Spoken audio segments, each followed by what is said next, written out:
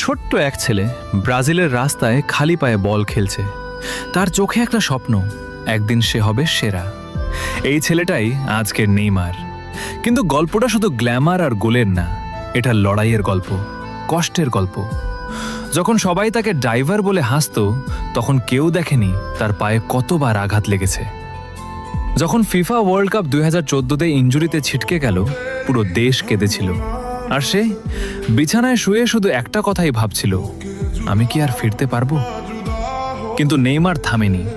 সমালোচনা, troll, injury সব কিছুকে হারিয়ে আবার মাঠে ফিরেছে।